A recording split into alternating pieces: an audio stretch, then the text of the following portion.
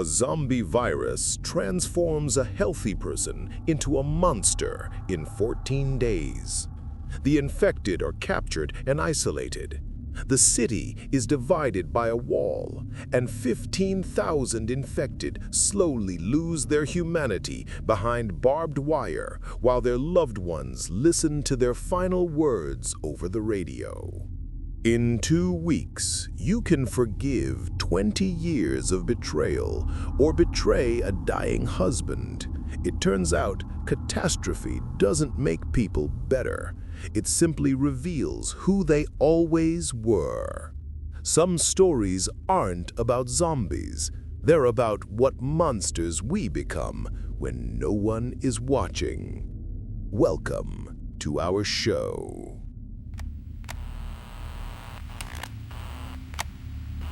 Good evening. This is John Harris, and this is an emergency news broadcast on the city radio station, which, as of today, becomes the only official communication channel between the two halves of our city. I won't waste your time with comforting lies or politically correct euphemisms. You deserve the truth, no matter how bitter it may be. 72 hours ago, the first patient with symptoms of an unknown disease was admitted to St. Mary's Hospital. High fever, aggressive behavior, clouded consciousness. Within the next 24 hours, 18 such cases were registered. 48 hours later, 247. This morning, when the government finally deigned to acknowledge the scale of the catastrophe, the number of infected exceeded 15,000 people. 15,000 residents of our city who yesterday were your neighbors, colleagues, friends, relatives, and today have become carriers of what scientists cautiously call a necrotic virus with delayed manifestation. To put it simply, a zombie virus. Yes, I said that word out loud. Zombies.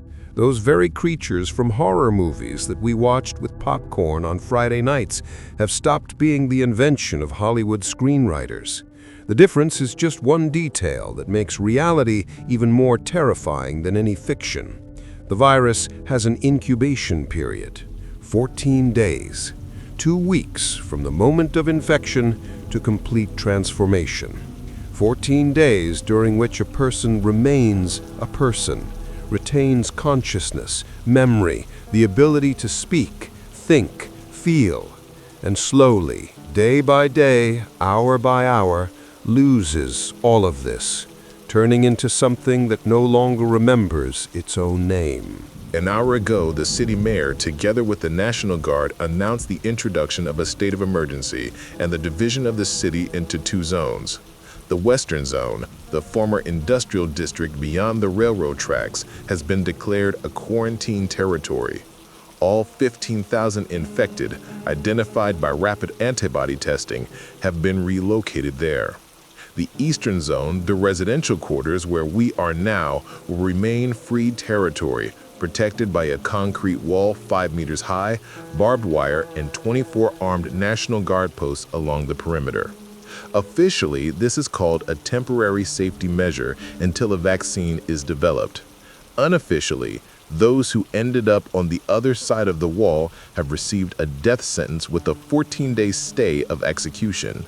The government promises that scientists are working around the clock, that a breakthrough is close, that everyone will be returned home soon. The government is lying. I know it, you know it, they know that we know. But we all continue to play this game because the alternative is to admit that we just buried 15,000 living people alive. Our radio station is becoming a bridge, the only thread connecting 2 worlds, the world of the living and the world of the dying. We will broadcast your messages 24 hours a day, 7 days a week. If your husband, wife, son, daughter, parent, friend ended up in the Western Zone, call us. We'll give you airtime. We'll give you the opportunity to say what needs to be said, while there's still someone to listen, while there's still someone capable of hearing. We have 14 days. Use them wisely.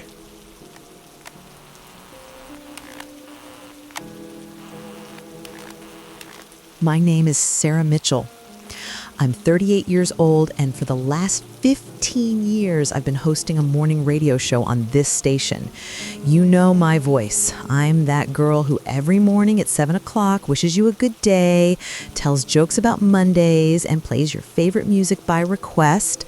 The same one who chatters about traffic, weather, and sales at shopping centers in such a cheerful, artificially happy tone that you want to turn off the radio and throw it out the window. Sorry, Mom, if you're listening. You can turn it off now. Because today I'm going to talk about something other than the weather. My husband, Tom, is in the Western Zone. 42 years old, an engineer, loves jazz and detective novels, can't stand onions and salads, and always kisses me on the top of my head when he comes home from work. Came home, past tense. I still can't get used to using the past tense for a person who's still alive, who's breathing, thinking, feeling somewhere a few kilometers from here behind that damn wall. He got infected during the evacuation. Can you imagine the irony? We lived in the Eastern Zone. We weren't supposed to be relocated, but Tom drove to the west to pick up his mother from the nursing home. He wanted to bring her to our place, set her up in the guest room, take care of her. Got caught in a crush at the evacuation point. Someone bit him on the shoulder. Just bit him like an animal in panic and chaos, not even on purpose. By accident. His life ended by accident. Understand? As if someone stepped on his foot on a bus, only instead of a bruise, a death sentence. The test showed a positive result for antibodies. He was sent to the Western Zone. His mother, by the way, tested clean. She was brought to my house last night. She's sitting now in the guest room, looking out the window and crying without making a sound. Just tears running down wrinkled cheeks, and she doesn't even wipe them away. I don't wipe mine away either. Why? They don't stop anyway. But here's what I didn't tell you. Here's what no one knows except my best friend and a divorce attorney. A week ago, exactly 7 days before this nightmare began, I found out that Tom was cheating on me. 6 months. For 6 months, he'd been sleeping with a 23-year-old girl from his office while I cooked him dinners and ironed his shirts. I found out by accident. Saw messages on his phone when he left it on the kitchen table. Read everything. Every word. Every "I miss you," every "you're beautiful," every promise to leave his wife when the time is right. I filed for divorce that same day. The lawyer said the process would take a month, maybe 2. I told Tom I wanted him moved out by the end of the week. Said it calmly, coldly, looking him in the eyes. And you know what I said at the end? You know what my last words to my husband were before the world collapsed? I hate you. Drop dead. Those exact words. Drop dead. I remember how they sounded. With venom, with contempt, with such concentrated anger that he recoiled as if I'd slapped him. And he will drop dead. In 14 days, he really will drop dead. And the last thing he heard from me was that curse. I don't know why I'm telling you this. Maybe because I need someone to know the truth. Maybe because I can't carry this inside anymore. Or maybe because I want you to understand I'm not a victim. I'm not a grieving widow who lost her beloved husband. I'm a woman who wished her husband dead and got exactly what she wanted. The universe heard me. The universe answered. And now I have 14 days to decide, will I forgive him or not? 14 days to understand whether I want the last words between us to be hatred or whether I want to try to find something else in this chaos. Something like forgiveness, like the love that once was. I don't know the answer. Honestly, I don't know. And that scares me more than the virus, more than the wall, more than this entire catastrophe. Because it turns out I don't know what I feel for the man I spent 20 years with. Tom, if you're listening, I don't know what to say. Not yet.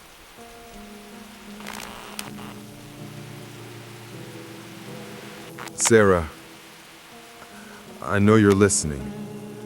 I know because it's your station, your job, and you never leave work unfinished. That's one of those qualities I fell in love with you for 20 years ago. Your damn responsibility, Your inability to give up, even when everything's falling apart. You'll stand at that microphone until the very end because that's what you do. That's who you are. I'm sitting now in a former auto parts factory workshop that's been converted into a quarantine dormitory. Around me are 300 people on cots, arranged in rows, like in a military hospital. It smells of sweat, fear, and disinfectant. The light from the industrial lamps is so bright it hurts the eyes. They don't turn it off even at night, probably afraid that in the dark we'll start killing each other, or something worse. Though we're already slowly killing each other just by breathing the same air, looking at each other and understanding, here it is, your final circle of hell, and all these people are going there with you. I was bitten. You know this. They notified you of the test results. Some guy about 50 years old in a dirty jacket with crazy eyes sank his teeth into my shoulder when I was trying to get through to the registration desk at the evacuation point. I didn't even understand right away what happened, just felt sharp pain, pushed him away, ran on. Found Mom, got her out of the crush, put her in a truck for evacuation. Only after she left did I discover blood on my shirt. The bite was deep, teeth marks imprinted on the skin like a brand. The test was done right there. 3 minutes. I stood in line, pressing a napkin to the wound, and thought about how I needed to call you, say that Mom was safe, that I'd be home soon. I was planning to apologize again, for the 100th time.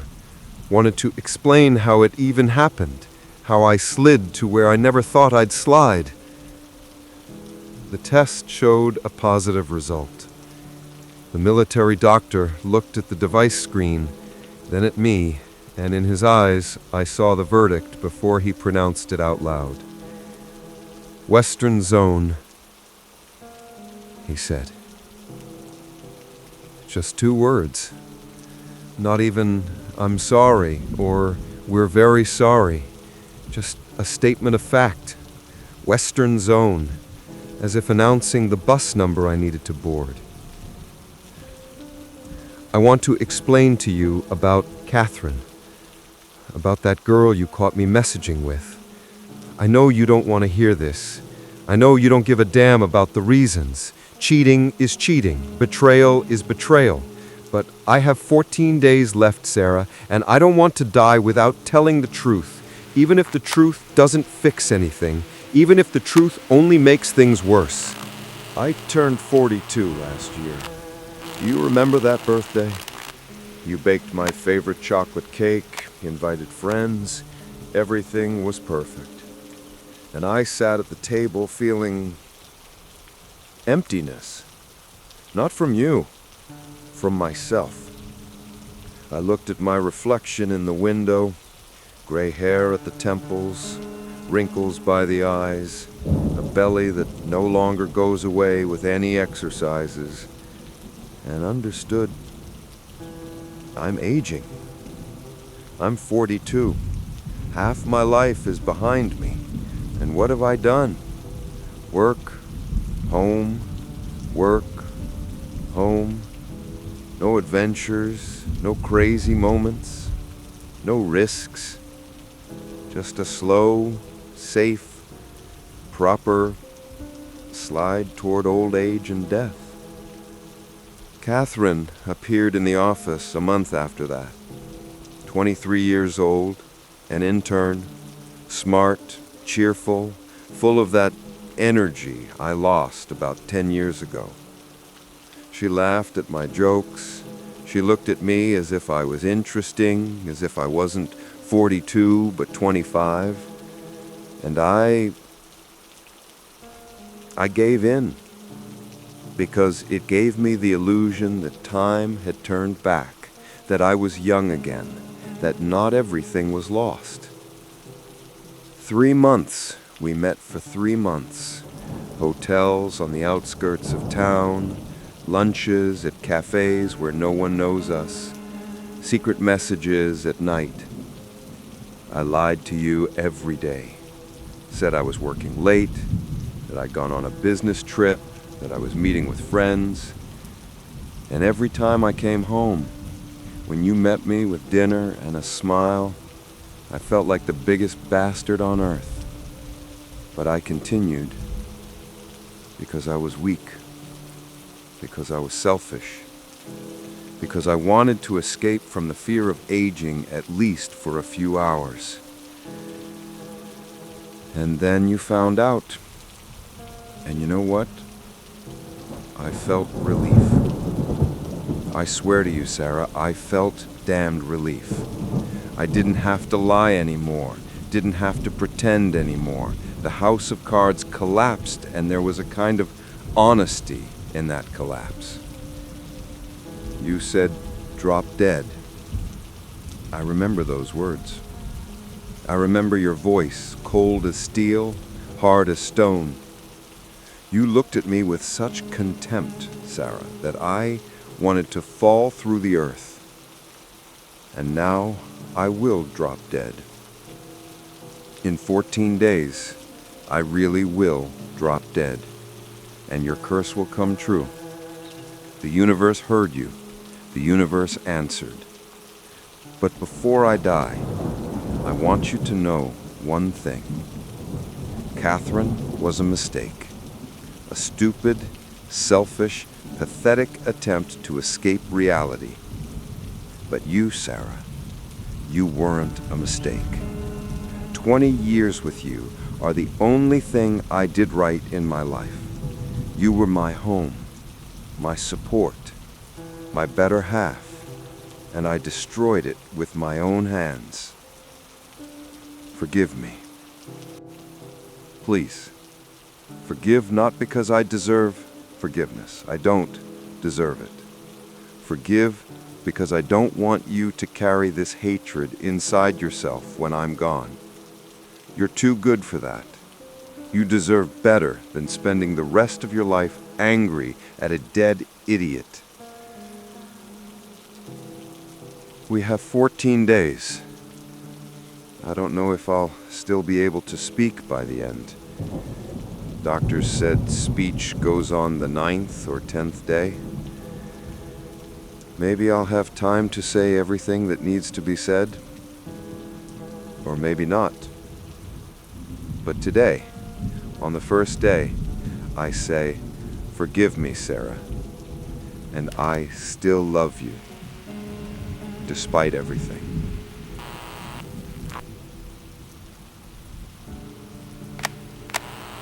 This is Colonel Nathan Hayes, commander of the operation to enforce the quarantine regime in the Western Zone and protect the civilian population of the Eastern Zone.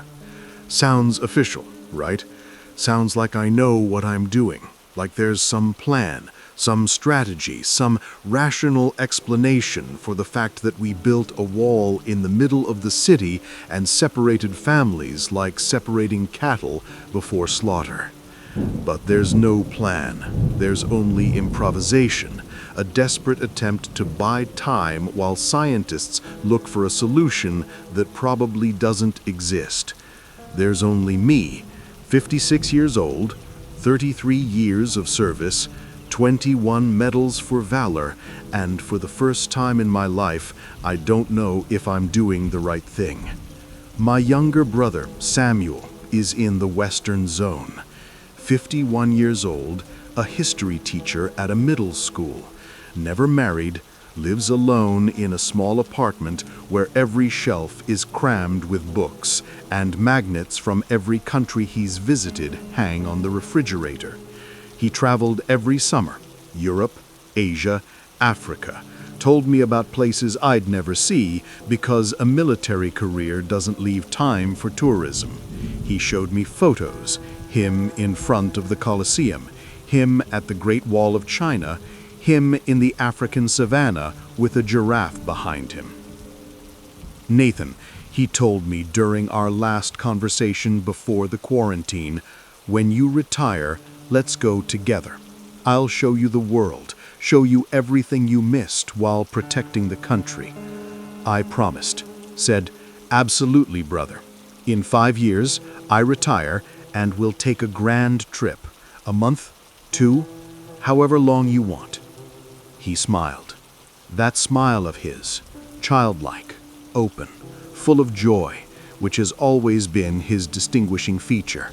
Samuel never really grew up. At 51, he retained that ability to be amazed by the world, to admire little things, to enjoy simple pleasures that most people lose by 30. I envied him for it, for that lightness, for that ability to be happy despite everything. He was infected 3 days ago. He was volunteering at a refugee assistance point, handing out water, blankets, helping people register. Someone coughed in his face, or sneezed, or touched him with an infected hand. Doesn't matter. What matters is the virus got into his system and the test showed a positive result. I was there when they told him. Stood nearby, in uniform, with a clipboard in my hands, full of official protocols and procedures. The doctor said, "Mr. Hayes, you're infected. You're being sent to the Western Zone." Samuel looked at me, not at the doctor, at me. In his eyes was a question, the only question that mattered. Can you do something? I couldn't, didn't. Rules are rules. Protocols are protocols. The safety of 500,000 people is more important than one life. Even if that one life is your brother. Even if you grew up together, shared a room, argued about stupid things, protected each other from bullies at school. Even if you remember how he cried at your parents' funeral, held your hand and whispered, "Now we only have each other, Nathan. Just the two of us." I looked away, looked at the clipboard, at papers, at anything but his eyes. "Protocol requires immediate isolation," I said, in a commander's voice, firm, emotionless, proper. "You'll be escorted to the bus." Samuel nodded, stood up, walked to the exit, turned around at the door. "Nathan," he said quietly, "I understand.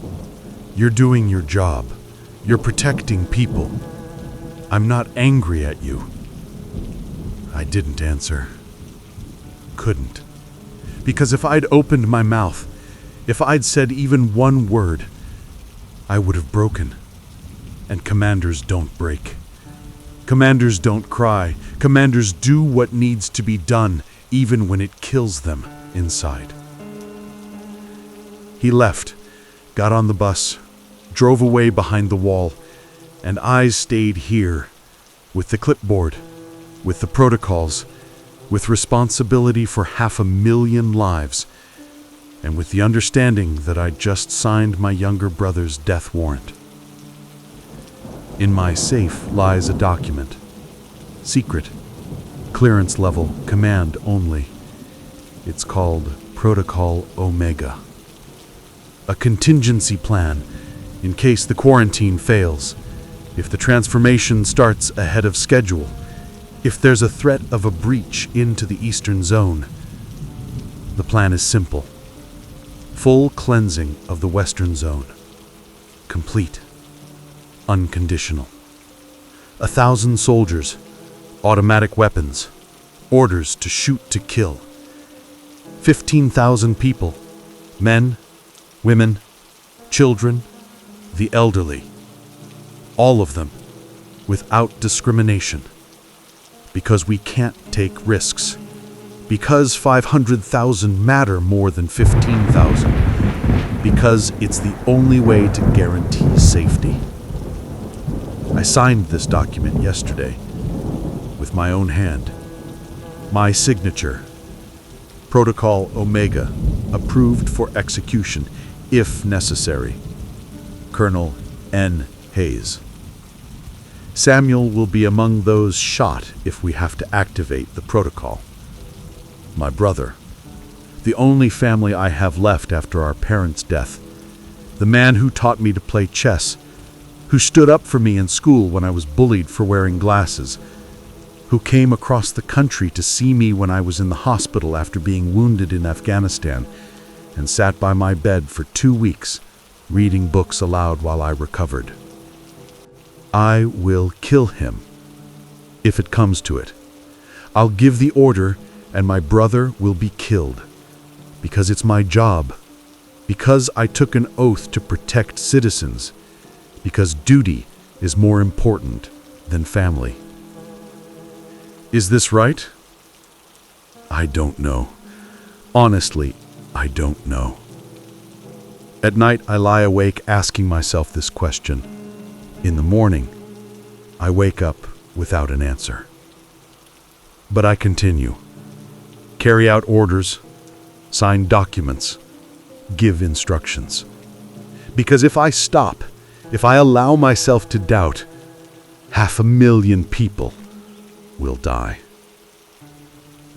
Samuel, if you're listening, forgive me, brother. I don't know what else to say. Forgive me.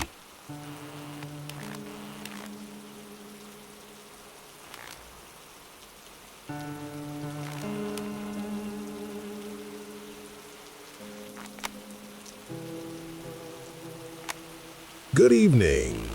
Day 7 of the quarantine. Halfway to complete transformation. And the situation is developing exactly as epidemiologists predicted. The infected in the Western Zone have begun showing the first visible symptoms of the disease. Temperature of 101-102 degrees Fahrenheit holds constantly. Migraines of such intensity that people can't stand. Photophobia, nausea, dizziness. But most alarming is the behavioral change. Outbursts of unmotivated aggression. The infected attack each other over trifles. A push in the food line, a loud conversation, a glance. Yesterday, 23 incidents of violence were recorded in the Western Zone. The National Guard has increased patrols. And voices. People are losing control of their vocal cords. Speech becomes hoarse, slowed, distorted. The infected forget simple words, confuse names, stop mid-sentence, unable to remember what they were talking about a second ago. Some start speaking in languages they never knew. Others make sounds that can hardly be called human speech. Doctors describe the process as accelerated dementia. The virus attacks the frontal lobes of the brain responsible for speech, memory, self-control. With each passing day, a person loses more and more of what makes them human. By days 9 or 10, according to forecasts, most of the infected will stop speaking coherently. The government continues to assure us that work on a vaccine is ongoing around the clock. They promise results in the coming days. But this morning there was a leak from the Centers for Disease Control. An anonymous source reported that all attempts to create an antidote have failed. The virus mutates too quickly. Every sample, every test shows a new strain. Officially, this is denied. Unofficially, they advise using the remaining time wisely. In the Eastern Zone, attempts at illegal entry into the Western Zone continue. Yesterday, 3 citizens tried to tunnel under the wall. Guards opened fire. 2 killed, 1 wounded. This is the 6th incident in a week. People try to get to their loved ones by any means. Bribing guards, digging tunnels, climbing the wall with bare hands. All attempts end the same way, arrest or death. We have 7 days left until the predicted complete transformation. 7 days to say final words. Use them.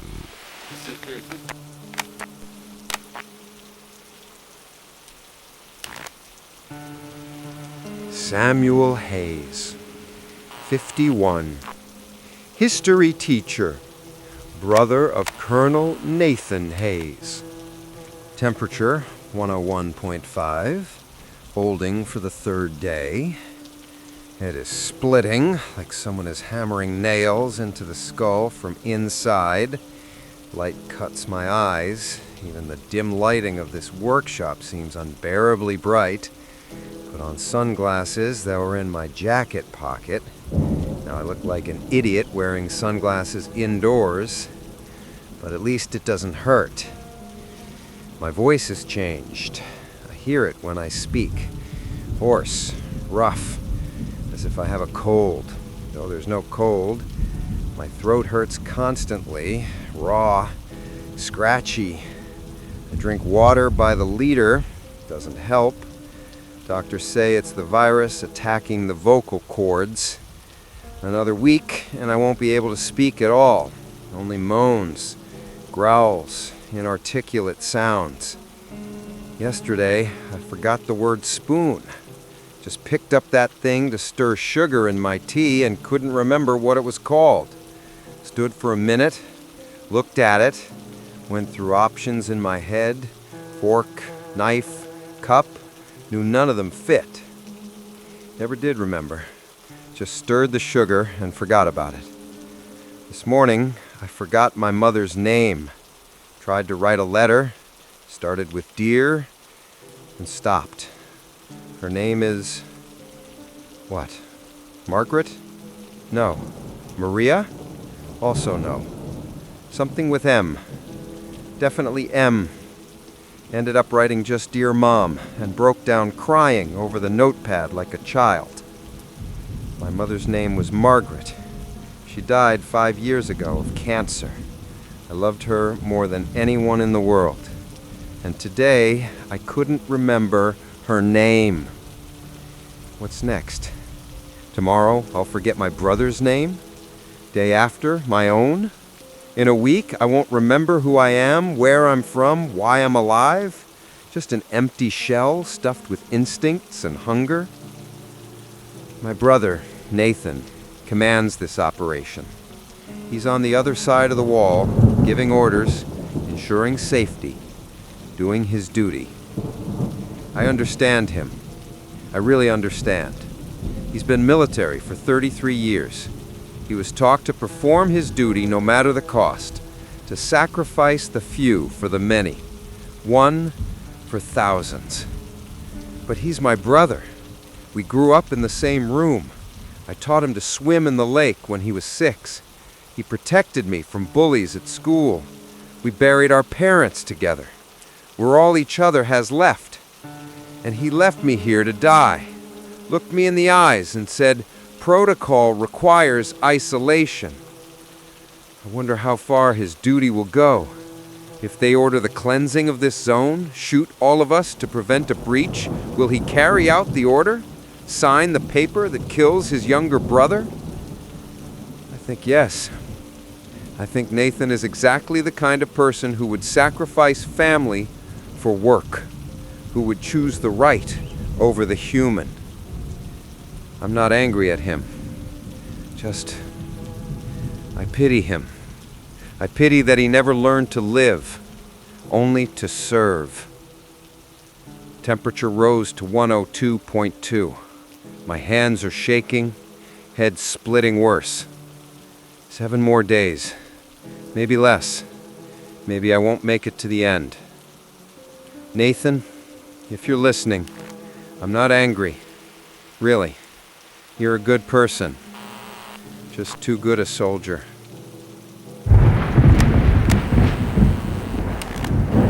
Marcus Reeves, 45 years old, family law attorney. David, brother, I know you're listening because you promised, because we always keep our promises to each other.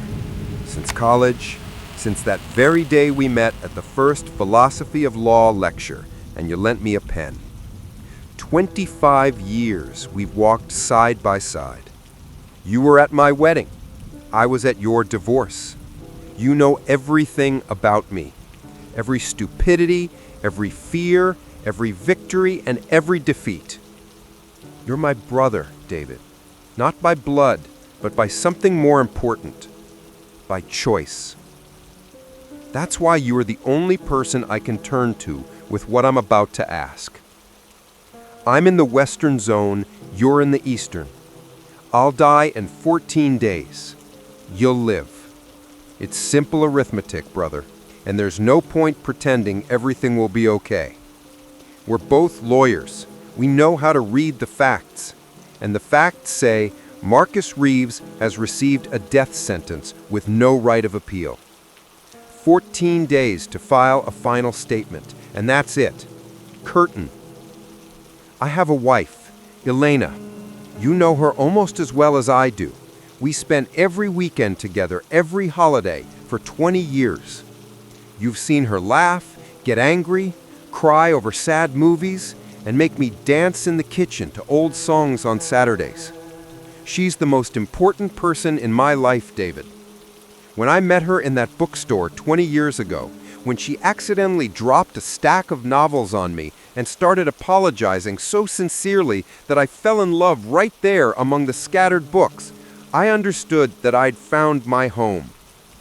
She's alone now, in our house, probably sitting in the kitchen looking at the empty chair across from her where I always sat at breakfast. She hates silence, David, you know this. She always turns on music, radio, TV, anything to fill the space with sounds. Because in silence, it's too easy to hear your own thoughts. And her thoughts now are probably unbearable. I'm asking you for a simple thing.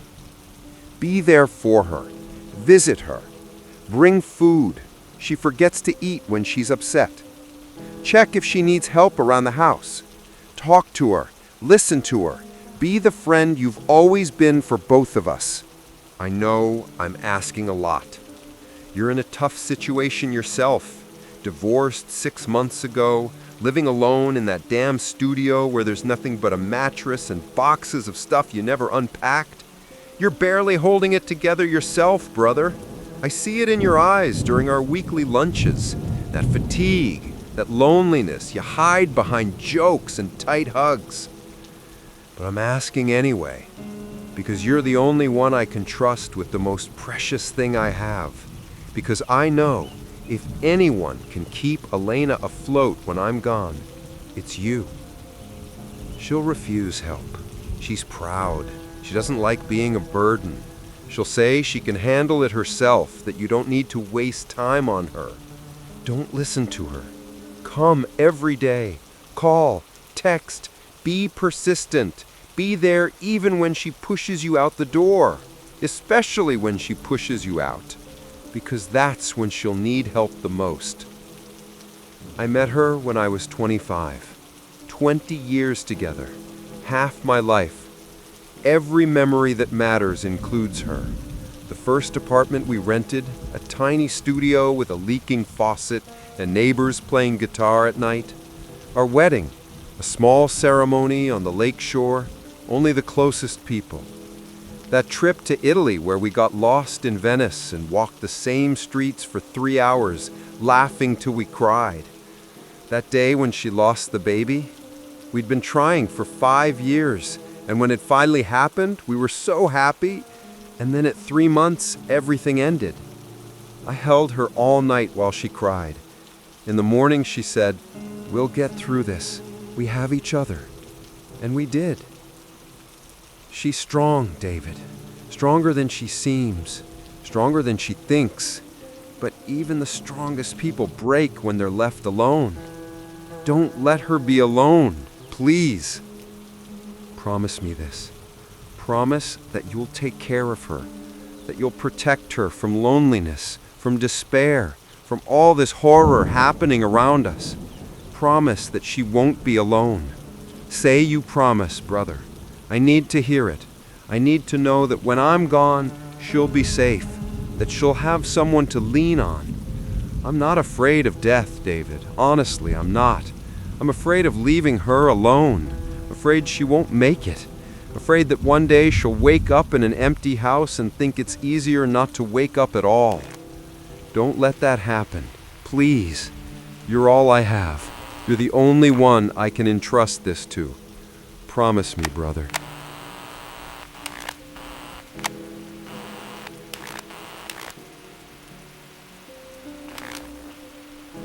Elena Reeves, 38 years old, elementary school teacher, wife of Marcus Reeves for 20 years. I haven't slept for 3 nights. I physically can't. I lie down in bed, close my eyes, and after 5 minutes, they open by themselves, as if someone's pulling invisible strings.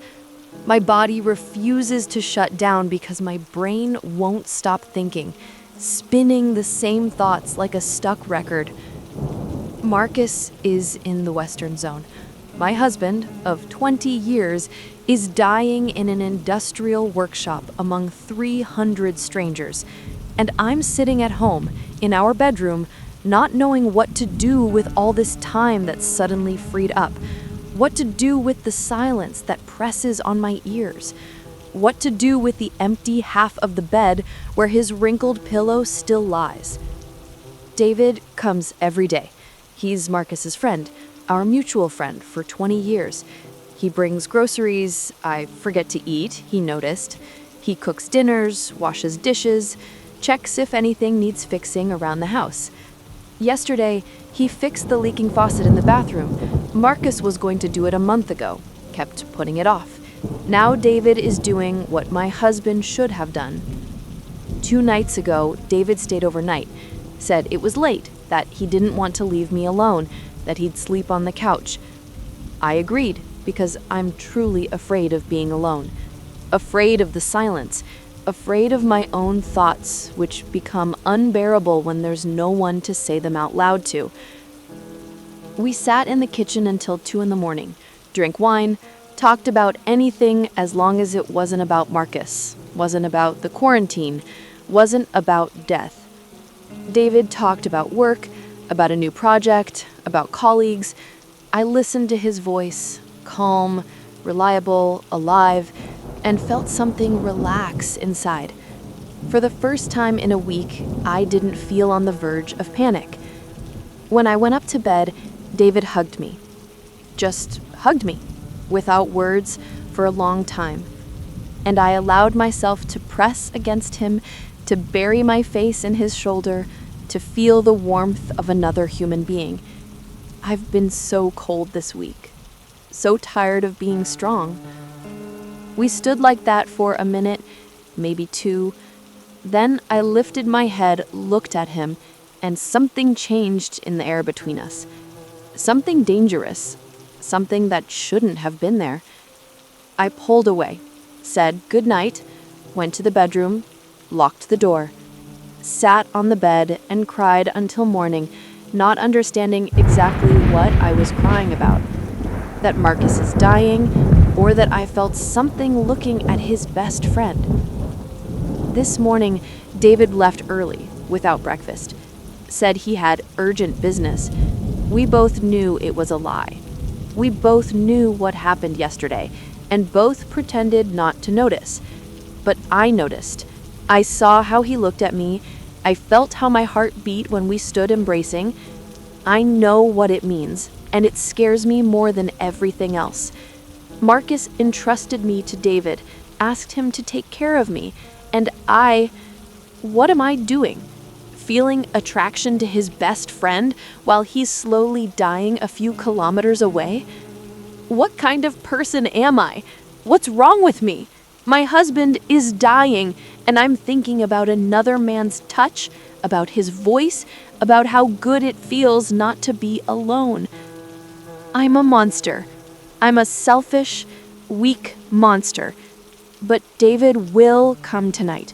I know he'll come, and I know I won't tell him not to come, because I'm more afraid of being alone than I am afraid of what might happen.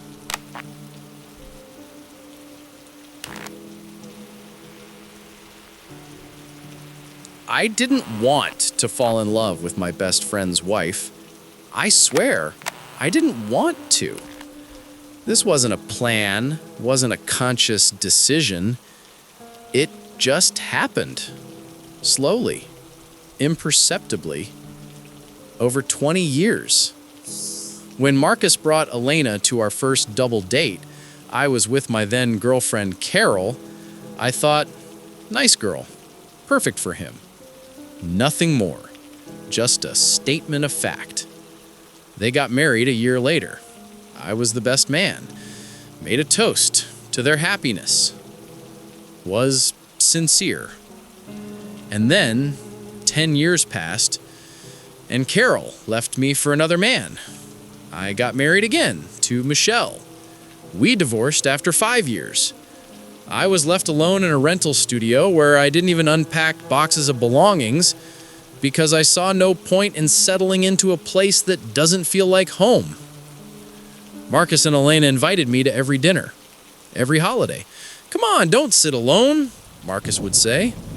I'd come, sit at their table, eat Elena's cooking, listen to their stories, watch how they exchange glances, understanding each other without words, and somewhere inside, a small black envy was born.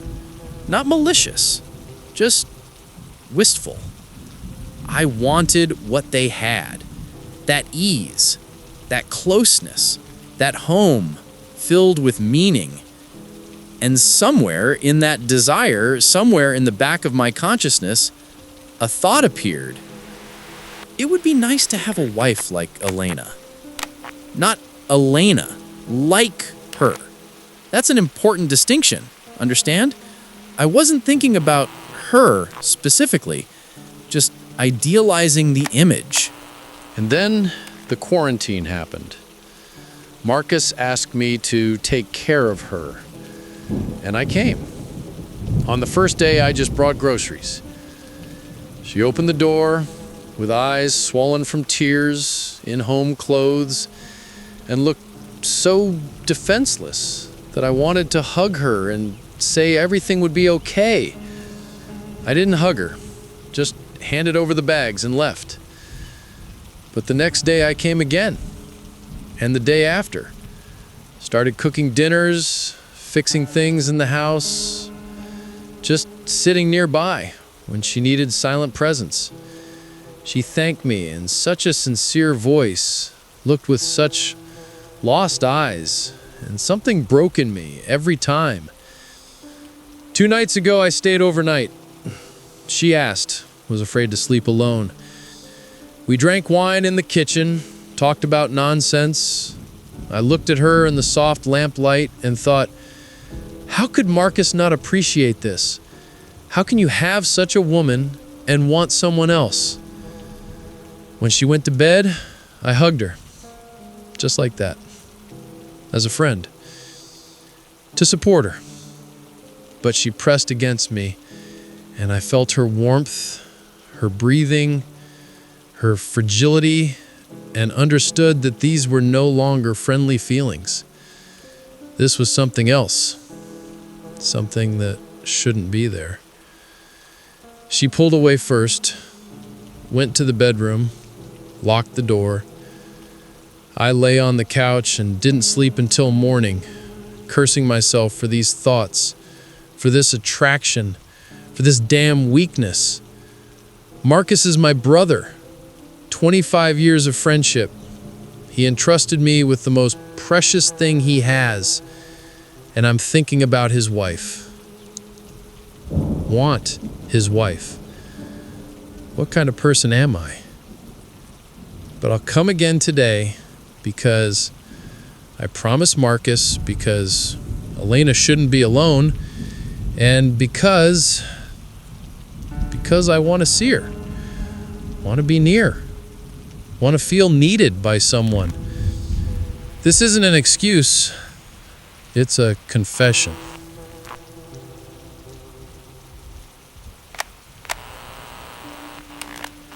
Good evening. Day 10 of the quarantine.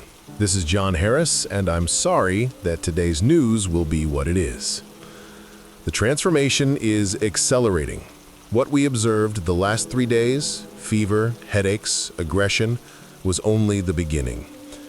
The virus has entered an active phase, and changes are occurring at a frightening speed. The infected in the Western Zone are losing the ability to speak coherently. Doctors working in quarantine report, most patients can't finish a sentence, forget words mid-phrase, confuse names of loved ones. call wives by mothers' names, children by names of long-dead relatives. Some speak in languages they never learned. Others make only moans and inarticulate sounds. Physical changes are becoming noticeable. Pupils dilate to unnatural sizes, almost completely covering the iris. Skin takes on a grayish tint, like a corpse. Nails blacken and begin to crack. Teeth loosen. Doctors record cases where patients lose healthy teeth for no apparent reason, and in their place, new, sharper ones grow, resembling predator fangs. And most alarming, behavioral changes. The infected stop recognizing relatives. Yesterday, a woman didn't recognize her own husband when he tried to hug her through the fence in the quarantine zone. She screamed, called him a stranger, tried to bite. The husband stood and cried, while guards led him away. An hour ago, the government acknowledged what we all suspected. There will be no vaccine. All attempts to create an antidote have failed. The virus mutates faster than scientists can study it. The official statement reads, "We did everything possible. Unfortunately, medicine proved powerless against this pathogen."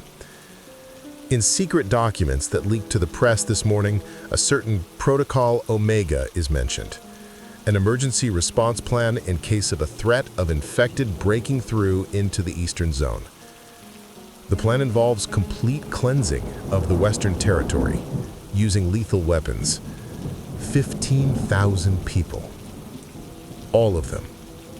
No exceptions. The order has already been signed by command, just awaits activation.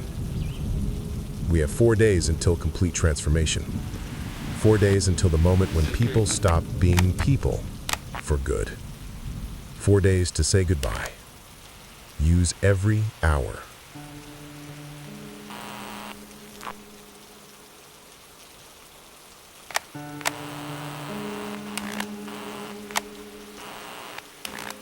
It is Sarah Mitchell. Tom goes on air every day, sometimes twice, calls, asks for time, apologizes, tells details of the affair I didn't ask to hear, explains exactly how he betrayed me, with whom, where, when, as if confessing before death, as if he wants to die with a clear conscience, not thinking that this cleanliness is achieved at the cost of my pain.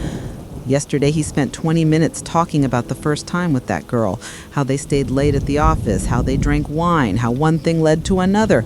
I listened, sat in the studio in headphones, listened to my husband describe sex with another woman, and couldn't turn it off. Because it's my job, because people are listening, because I gave my word to run this broadcast to the end. 2 days ago, he cried. Real sobs, whimpers, gasping voice, begged forgiveness between breaths. "Sarah, forgive me. I'm a fool. I only loved you." I was silent. He spoke into the void, not knowing if I was even listening. Maybe that's right. Maybe he should speak into the void, like I lived in a void for a year while he lied to me every day. Today he called at 6 a.m. His voice was strange, hoarse, broken. Said, "Sarah, wife, love." Called me wife. Forgot my name. Yesterday he remembered. Today he forgot. I thought, good, let him forget. The faster the better, then it won't hurt. But it will. I know it will. Because even now, even after all this pain, all the betrayal, when I hear his voice, something clenches inside. Something that still loves him, or loved, or doesn't know how to stop. For 13 days I was silent. Didn't forgive, didn't curse him again, just kept silent. Emptiness in response to his pleas. Maybe it's cruel. Maybe I'm a monster, but I'm not ready to forgive. Not yet. 7 days left. 7 days until transformation. 7 days to decide, will I say even one word to him before the end? I don't know the answer.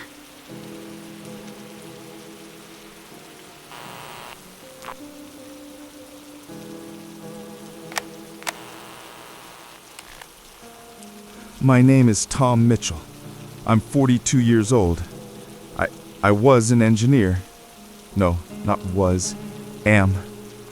I'm an engineer. Work? Don't understand which tense is right when you're talking about a life that hasn't ended yet, but isn't yours anymore. Sarah, wife, my woman, the one with whom I lived. 20 years? Or 10? Numbers get confused. Everything gets confused. Yesterday I knew for sure. Today numbers float like in fog. Can't grab onto any one. Voice is breaking. Hear it? How it sounds hoarse, broken, like speaking underwater. Throat full of something sticky. Makes it hard to breathe, hard to speak. Cough and it doesn't go away. Saliva's strange. Thick, dark. Yesterday spat. It was almost black. Thought, blood? But doesn't hurt. Nothing hurts. Only head. Head splitting, like something's growing inside the skull, pushing bones from within. Wanted to say... What did I want to say? About Sarah. Yes, about wife. I cheated. No, cheating. I did cheating? Cheated on her. With girl. Young. What was her name? Catherine. Or Kate. Starts with K. Definitely K. She was office. In office. Worked nearby? Don't remember. Only remember it was bad. Wrong. Sarah cried. I saw tears. Or no. Maybe I made it up. Memory shows pictures, but don't know if they're real or I invented them. Sorry. Wanted to say sorry. That word I remember for sure. Sorry. Simple word. Short. Important. Sarah, sorry. For everything. For lies. For that other thing. What's it called when one person hurts another? There's a word on the tip of my tongue. Betray? Betrayal. Yes. For betrayal. Yesterday called you Mom. Heard myself say it. Wanted to say Sarah. Came out Mom. Don't understand why. Two images in my head. One young, with dark hair, smiling, bakes pies. Other, also dark hair, but different face, stricter, talks about work. Which one are you? Which one is Sarah? Which one is Mom? Confusing. Confuse all the time. Looked in mirror today. Face, not mine. Gray. Eyes, huge, almost black, like an insect's. Skin, stretched, dry. Lips, cracked, bleeding. Is this me? Can't be me. But in mirror, only me. Nobody else. Want to sleep. Really want to. But when I close eyes, see strange things. Red, lots of red, and smell meat? Raw meat? Wake up hungry. Hungry all the time. They give food, eat, an hour later hungry again, like there's a hole inside that doesn't fill. What's happening to me, Sarah? What am I becoming? Is this still me talking now? Or already something else that wears my face and remembers your name?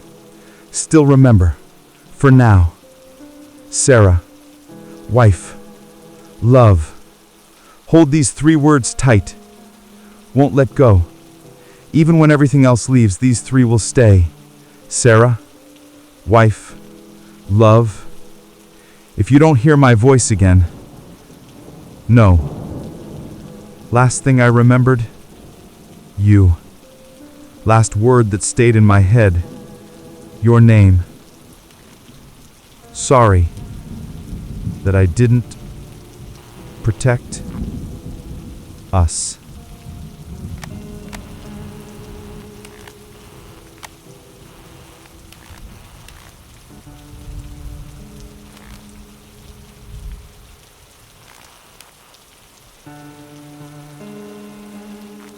Marcus Reeves, 45 years old. Family law attorney. Ironic, right? 20 years defending families in court, helping people divorce, divide property, establish custody. Thought I knew everything about betrayal. How many stories of infidelity I heard. How many tears I saw. How much hatred I observed between people who once swore to love each other until death. Thought nothing could surprise me. Turns out, it can. When betrayal touches you personally, when you see your own story in this hell, you suddenly understand you knew nothing. Nothing at all. David, my best friend for 25 years, the brother I chose, the man I trusted more than myself, and Elena, my wife of 20 years, the woman for whom I woke up every morning, for whom I earned money, built a house, planned the future. They're sleeping together. While I'm dying here, behind the wall, they're fucking in my bed, in mine and Elena's bed, where we made love 1,000 times, where we made plans, where we whispered about dreams at night. Found out by accident. A woman from the Eastern Zone called on air 2 days ago, told her story, how her husband's friend is courting her while her husband is in quarantine. Described the situation in such detail that I recognized it. The details matched. Architect, recent divorce, brings food, fixes things around the house. David.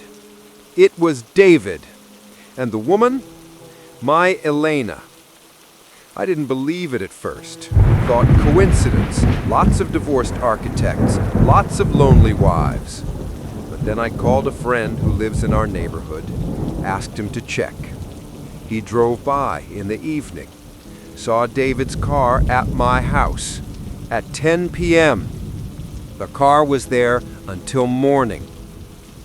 Do you understand what it means to lie on a hospital bed in a quarantine zone, knowing you'll die in a week, and imagine your best friend kissing your wife?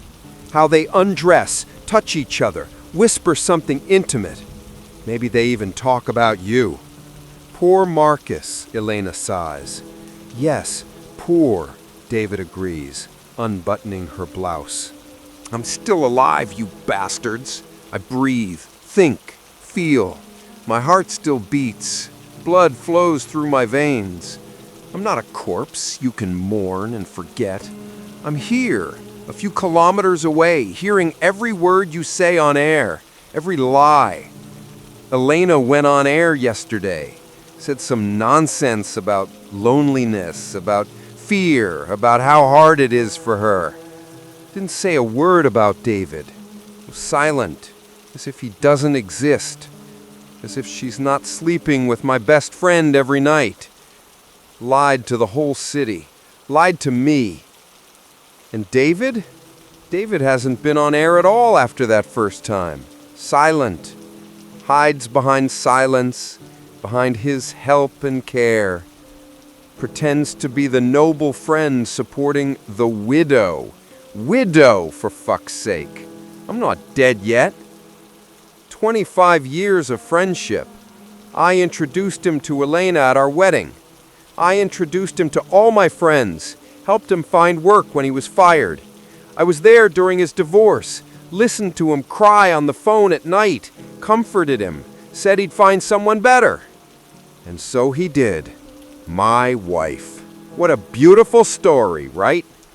And Elena, 20 years I loved her. 20 years I woke up beside her, kissed her forehead before leaving for work, called during the day just to hear a voice. We survived a miscarriage, the poverty of the first years, the death of her parents. I held her hand in the hospital when doctors said there would be no children. I promised that we'd be enough for each other, that we're a family as we are. And now, when I'm dying, she can't wait. Can't endure 2 weeks of loneliness without letting another man into our bed. You know what hurts most? I understand them. Understand Elena.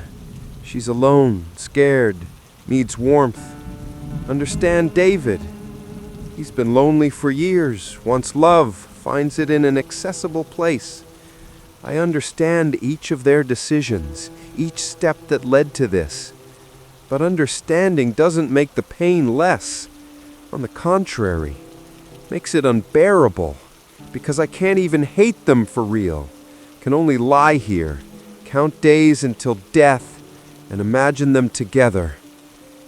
Elena, David, I hope you're happy. I hope it was worth betraying a dying man. I hope you'll be happy on my grave. And me? I have 4 days left. 4 days to carry this pain. Then it'll end. Everything will end. And you know what? I'm almost glad.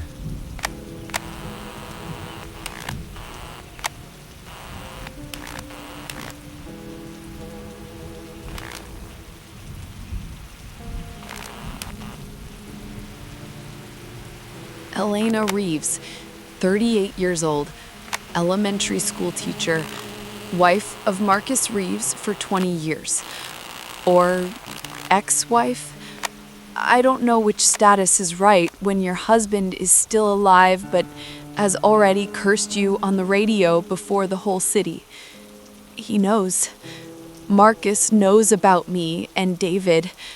Yesterday he went on air, spoke for 20 minutes, every word like a slap, called me a whore, said that David and I are traitors that were fucking in his bed while he's dying, said it on the radio. The whole city heard. My colleagues, neighbors, my students' parents, everyone heard my husband call me a whore. I can't leave the house. Yesterday, I tried to walk to the store. People stared. Didn't just stare. Drilled with their eyes. Whispered. Pointed fingers. One woman spat at my feet. "Slut," she said loudly, spreading her legs while her husband's dying. I turned around, went home, locked myself in. Since then, I've been sitting here, in an empty house that smells of guilt and shame. Marcus is right. I really slept with David. 3 times. First time, 6 days ago when he stayed overnight. We drank wine, talked late, and something broke between us. Some boundary that shouldn't be crossed. We crossed it. Silently, without discussing, just allowed what shouldn't have happened to happen. In the morning, I hated myself. Looked in the mirror, saw a stranger's face. The face of a woman who betrays her dying husband. David left without breakfast. We both knew it was a mistake. A huge, unforgivable mistake. But he came again in the evening, and I let him in because I couldn't be alone, couldn't sit in this silence, listen to my own thoughts, feel the walls pressing, compressing, suffocating. David was warm, alive, real. He held me and I felt less lonely, less abandoned, less unwanted. We slept together a second time, and a third, and each time I told myself, last, this is definitely last, but knew I was lying. Marcus says I couldn't endure 2 weeks of loneliness. He's right. I'm weak. I'm selfish. I can't be strong like he wants. Can't sit alone in an empty house, wait while my husband turns into a monster, and not seek comfort. But here's what Marcus doesn't know. Didn't say in his angry monologue. I love him. Still love him. Even now, when he curses me, when the whole city looks at me like dirt, I love my husband. This isn't an excuse. Love doesn't cancel betrayal, but it's the truth. I lie in bed with David and think about Marcus. Kiss David and remember Marcus's kisses. Wake up next to David and cry because this isn't the person I want to see in the morning. David is kind, caring. He supports me when I break down. But he's not Marcus, will never be Marcus. And Marcus is dying, cursing me. The last words he'll say to me will be full of hatred. The last memory of me, the image of a traitor. I stole from him the right to die loved. I stole from us the right to a decent goodbye. And I can't fix anything. Too late. Words spoken, deeds done, bridges burned. Marcus, if you're listening, forgive me. I don't deserve forgiveness, I know, but I'm asking, not for me, for those 20 years that were real, for those moments when we were happy. Forgive me for weakness. Forgive me for betrayal. Forgive me that I couldn't be worthy of your love.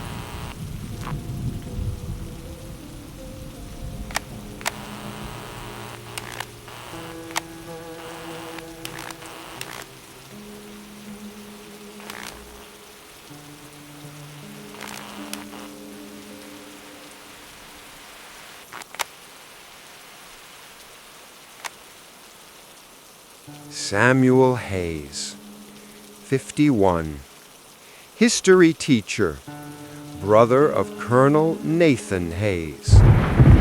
Dying brother, soon will just be dead brother.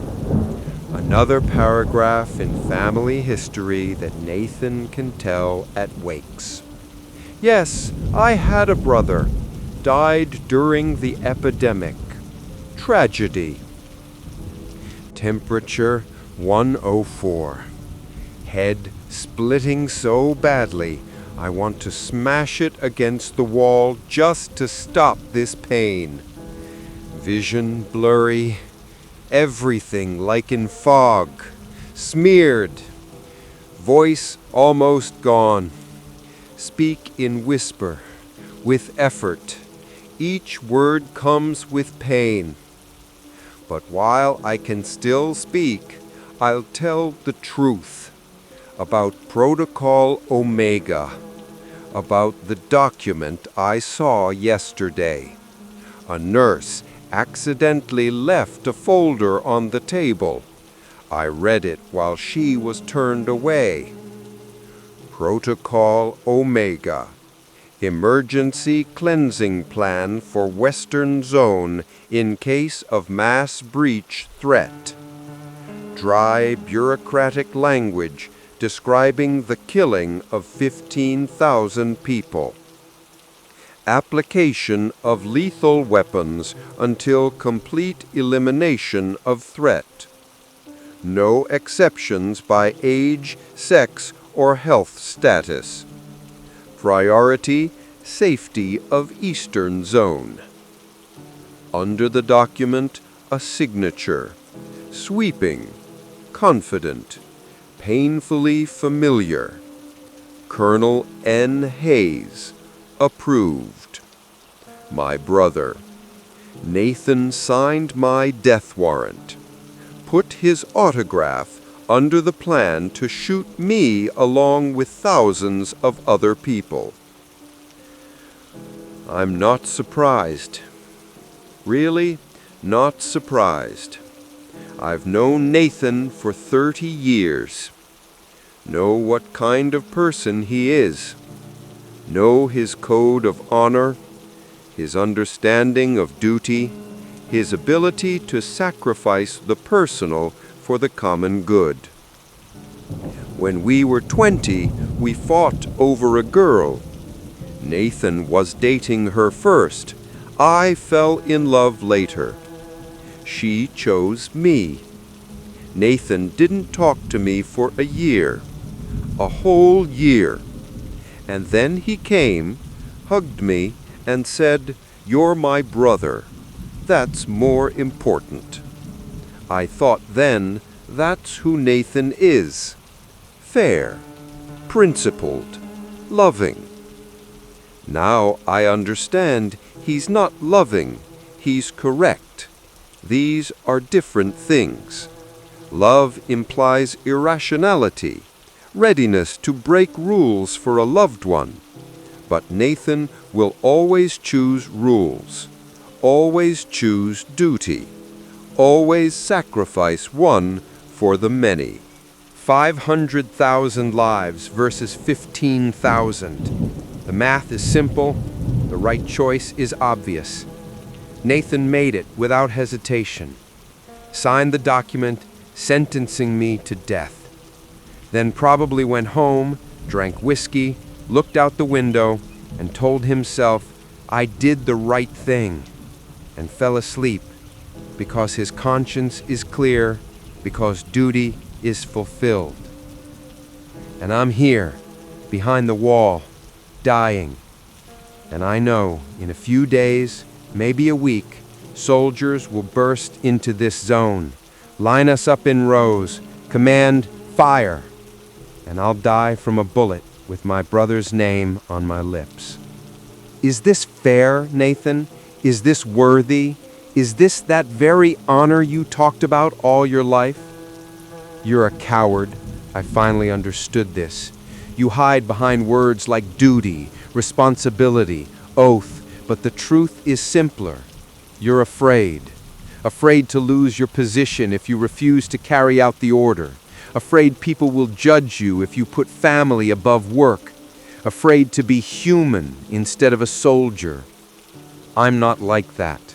I was human all my life, taught children history, traveled, loved, cried, laughed, lived. Understand? Just lived.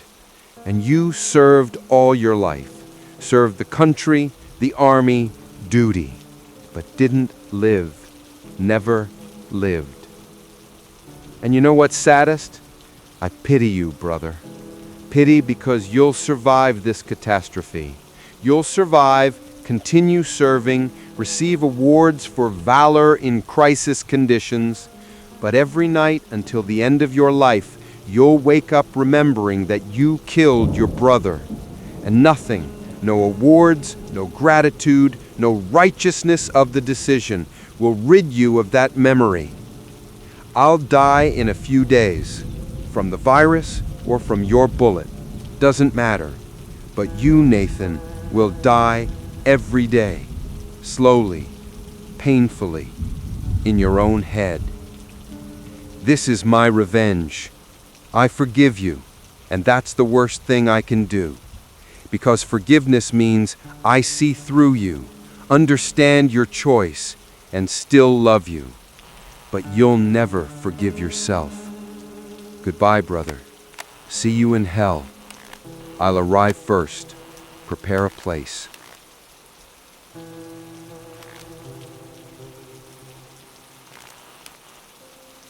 Good evening. Day 13 of the quarantine. This is John Harris, and this may be my last broadcast as host of this program.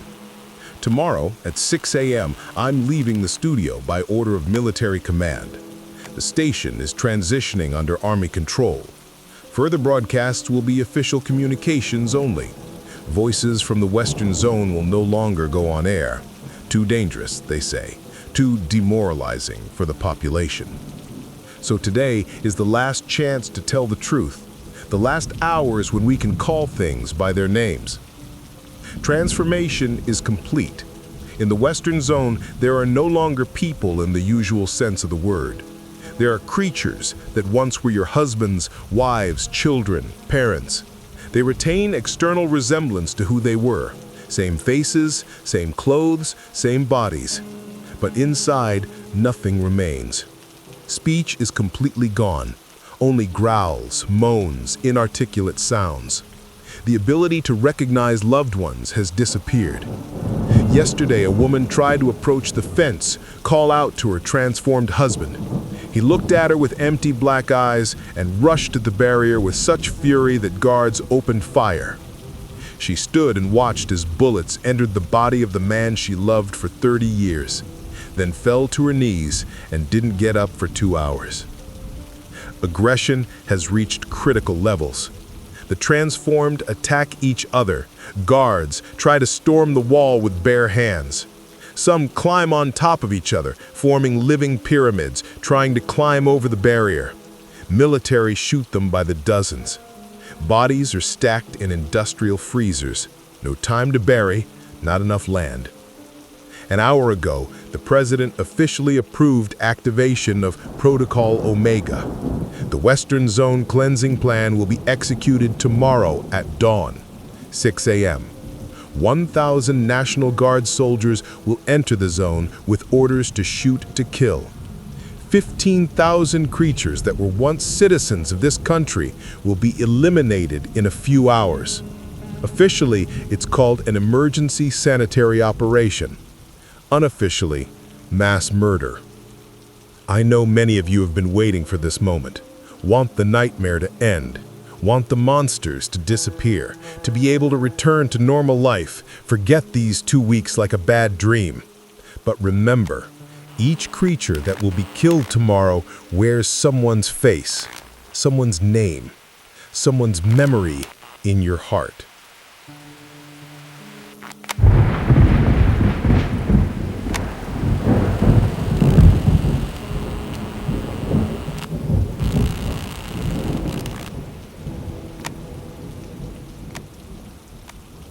My nephew is in the Western Zone.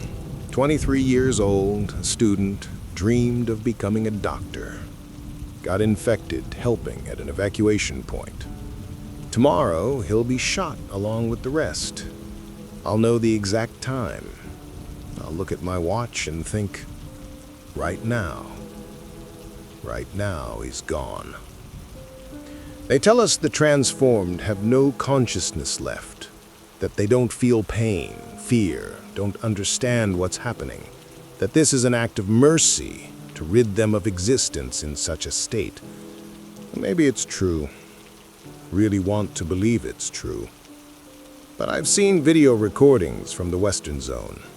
Saw how one transformed person sat by the wall, back against it, and rocked back and forth for hours, as if something inside still remembered, still tried to return, still suffered. If any of the infected are still capable of hearing these words, still capable of understanding, no, we won't forget you. We'll remember your names, your faces, your lives before the virus. We'll remember you were like us. And we'll pray. Pray this never happens again. That no one will have to choose between humanity and survival. That no one will be divided by walls. Farewell, all who are listening on the other side. Farewell, and may your souls find peace.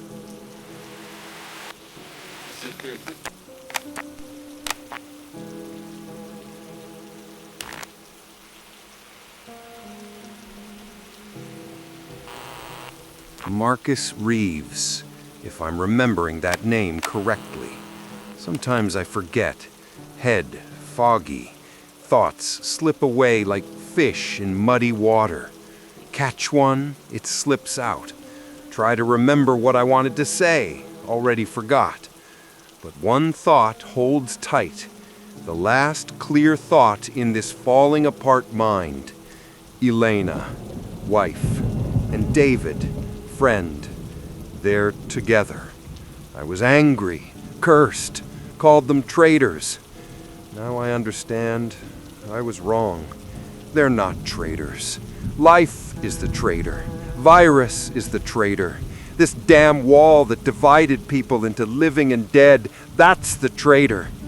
And Elena and David are just two people who got scared, who looked for warmth in the cold, who clung to each other so as not to drown in horror. I would have done the same. I swear I would have. If Elena were here, dying, and I stayed outside, I would have sought comfort, would have found a woman who agreed to hold me at night, because it's impossible to be strong 2 weeks straight. Impossible to bear loneliness when you know the person you love is dying a few kilometers away and you can't do anything. Elena, I forgive you. Hear me? I forgive. Not because you're right, not because what you did is right. I forgive because I understand. Understand the fear that made you let him in. Understand the despair that broke your will. Understand you're human. Just a weak, frightened human.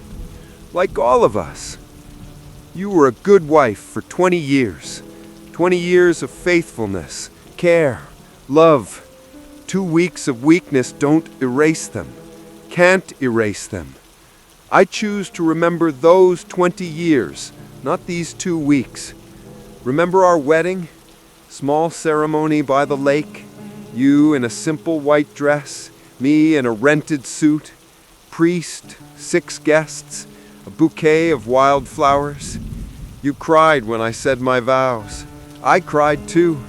We were both so happy, so sure we'd live together until old age. Only made it to 45. 20 years instead of 50. But what 20 years? I was happy, Elena, every day, even in hard times, even when we fought, even when we lost the baby. I was happy because you were there. Thank you for these years. Thank you for the love you gave. Thank you for the home we built.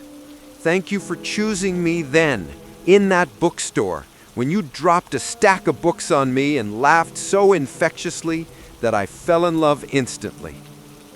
David, brother, I know you're listening, know you're ashamed, that you consider yourself a traitor. Stop.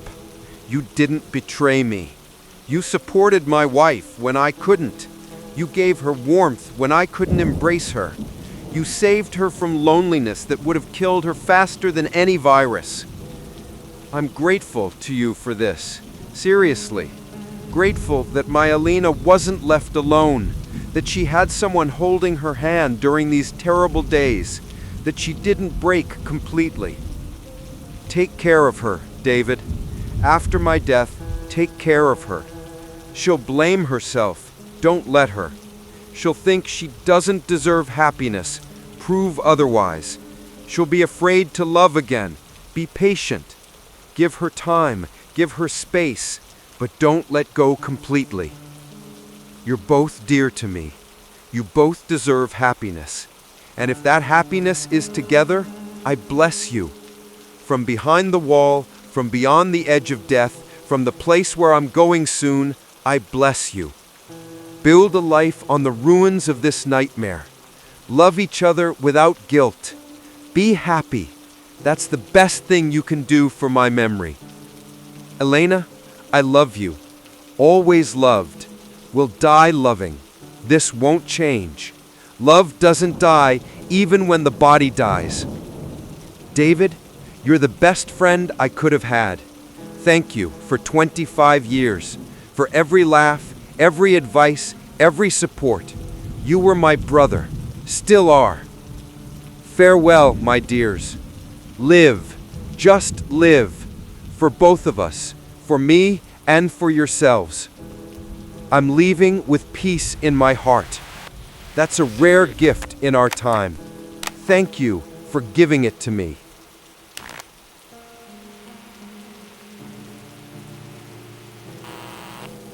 Elena Reeves, traitor, adulteress, and killer. You can call me whatever you want. Can't say worse than what I tell myself. Marcus died an hour ago. They called me from quarantine, notified officially as next of kin. Heart attack. Didn't live to the cleansing. Died in bed, in sleep, relatively peacefully. If you can call peaceful a death in an industrial workshop, transforming into a monster, knowing your wife betrayed you with your best friend. His last broadcast was 3 hours ago. I listened, sat in the kitchen, held the phone with shaking hands, listened to my husband forgive me, bless my relationship with David, say he understands, that he loves, that he's grateful for 20 years. I didn't deserve those words, didn't deserve his forgiveness, deserved curses, hatred, revenge. And he gave me love. On his last breath, when mind was falling apart and speech was leaving, he chose love. Why, Marcus? Why were you so good? Why didn't you punish me the way I deserved? It would be easier if you'd cursed, easier to bear guilt when you know you're the enemy, you're hated, you got what you deserved. But you forgave, and now I carry your kindness as the heaviest burden. David was here when they called, sat beside me, held my hand. When I hung up, when I said Marcus died, he hugged me, I pushed him away. Couldn't stand his touch, not at that moment. Not when my husband's body is still warm somewhere behind the wall. We haven't talked since. David left an hour ago, said he'd come by tomorrow. I didn't answer. Don't know if I want to see him tomorrow. Don't know if I want to see him ever again. Because looking at David, I see Marcus. See his face in that second when he went on air, full of rage and pain. Hear his voice calling me a whore, remember every word of his accusations. And yes, I remember his forgiveness. But forgiveness doesn't erase the crime. I killed my husband, not physically, but morally, killed. Turned his last 2 weeks of life into hell. Instead of being there, supporting, letting him die in peace, I slept with his best friend. Betrayed twice, first with the deed, then with silence. 20 years of marriage, 20 years of vowing to love in sickness and health, till death do us part. Death parted us, and I couldn't endure 2 weeks of faithfulness in the face of that death. I teach children to be kind, honest, fair. Every day I stand before the class, talk about morality, about right actions, about how important it is to keep your word. And I myself broke the most important word of my life, my wedding vow. What will I tell my students now? How will I look them in the eyes knowing I'm a liar, a traitor, a person without honor? The whole city knows my story. Marcus voiced it on air. The children's parents listened. They know. Everyone knows. I can't go back to school. Can't go back to my house. Every room screams about Marcus, about our life, about what I destroyed. Can't be with David. He's a reminder of sin. All that's left is guilt. Heavy, sticky, all-consuming guilt that doesn't wash away, doesn't ease, doesn't pass. That will be with me every day until the end of life. Marcus forgave me, but I'll never forgive myself.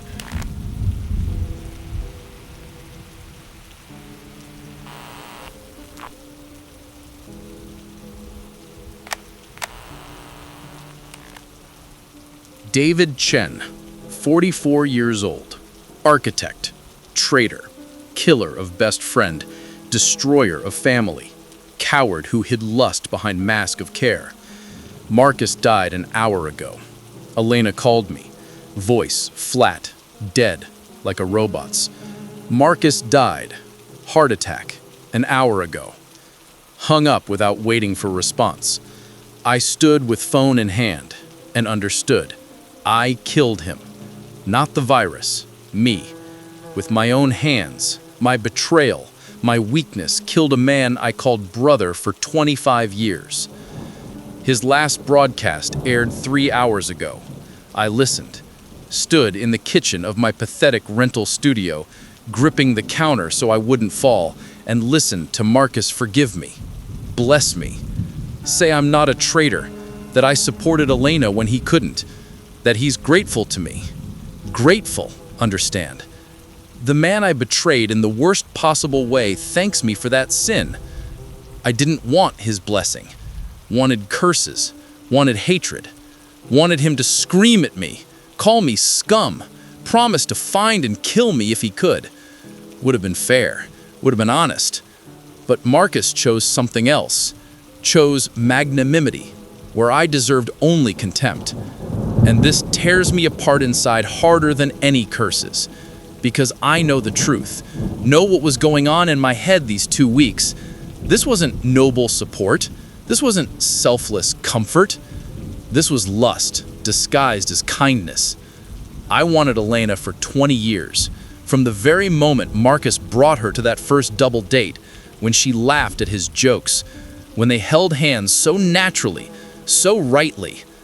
I wanted to be in his place, wanted her to look at me the same way, wanted to build with her the life they built together. 20 years I was silent, smiled at their celebrations, congratulated them on anniversaries, was Uncle David, the reliable friend who's always there, always ready to help. And inside, I slowly died of envy, of desire, of understanding I'd never have what Marcus has. And then quarantine gave me a chance. Marcus behind the wall, helpless, dying. Elena alone, scared, needy. Perfect situation for the noble friend who'll support the widow.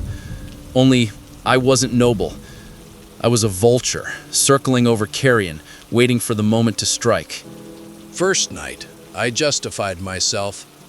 She needed comfort. It just happened. We're both vulnerable. Second night, fewer justifications. Marcus is dying. She has a right to life. Third night, I wasn't justifying anymore. Just took what I'd wanted for 20 years. An hour ago, I was at Alina's. Held her hand when they called about Marcus's death. She pushed me away. Looked at me with such disgust, David, that I saw myself through her eyes. Saw a pathetic man who used a woman's grief to get what he couldn't get honestly. I said I'd come by tomorrow. She didn't answer. Just turned away. I understood. She doesn't want to see me anymore. Never. Because I'm a reminder of the worst 2 weeks of her life, of the betrayal she committed, of the sin she'll carry until the end of days. And I lost her. Funny, right? I destroyed 25 years of friendship, killed my best friend with a moral blow, stained myself with unforgivable betrayal, and still lost her. She won't be with me. Can't. Every time she looks at me, she'll remember Marcus, remember his last words, his forgiveness, his magnanimity, and hate herself and me. I'm 44 years old. I live in a studio where I didn't unpack things after the divorce. I have no family, no close friends.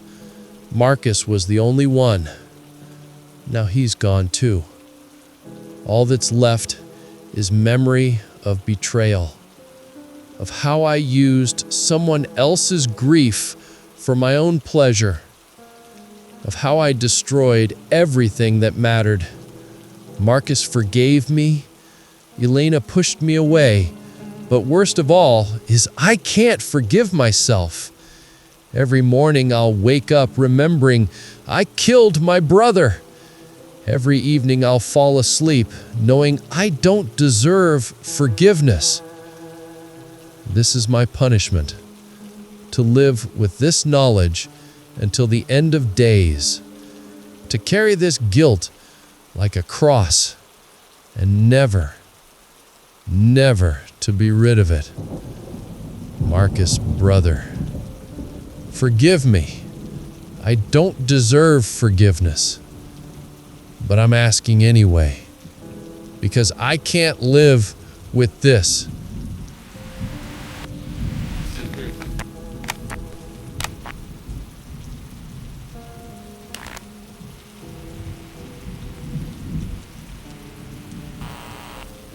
Tom Mitchell, that's the name. Remember, still remember, Tom. Good name. Short. Simple. Tom. Wife. What's her name? Starts with S? Sarah. Yes, Sarah.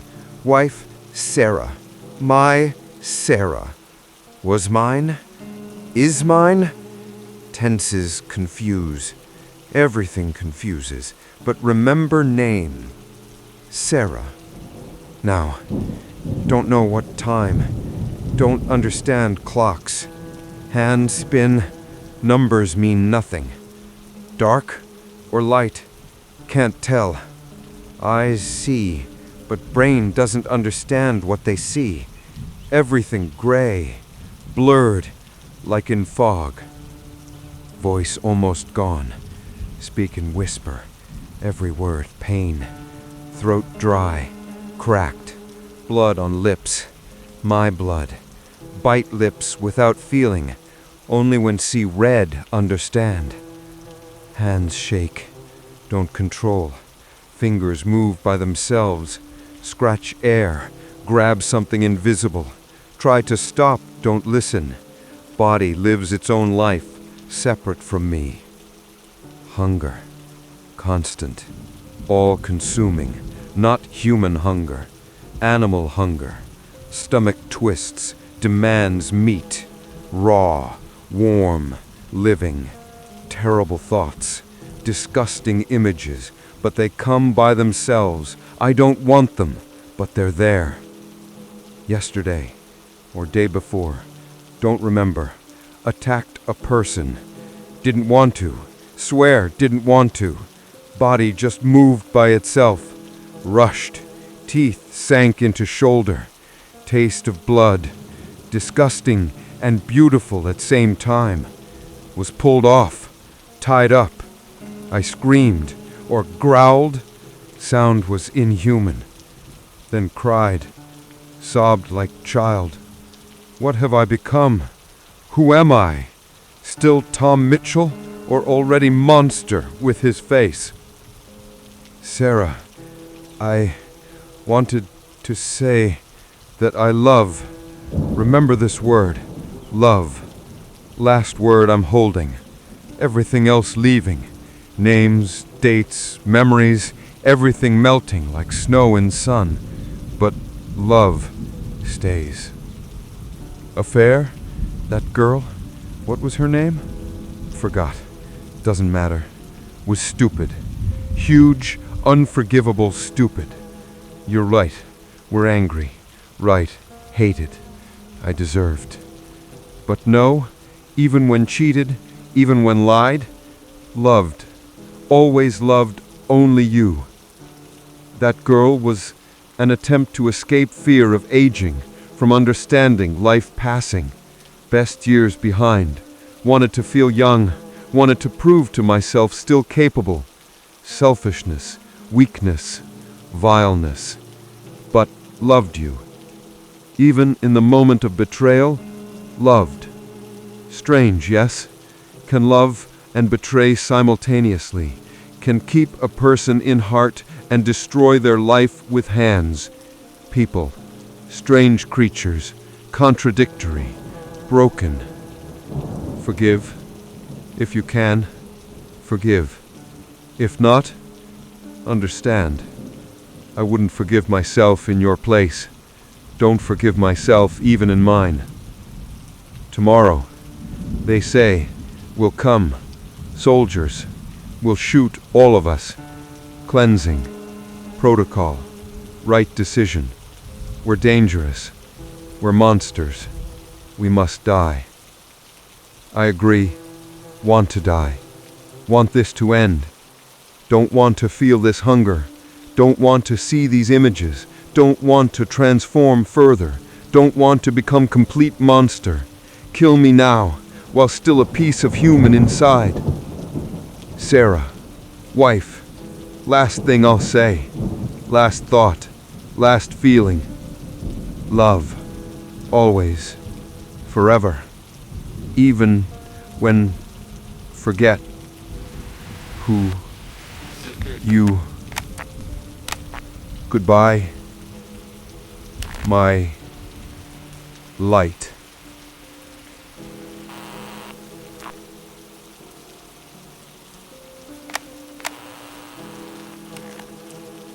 Sarah Mitchell, 38 years old.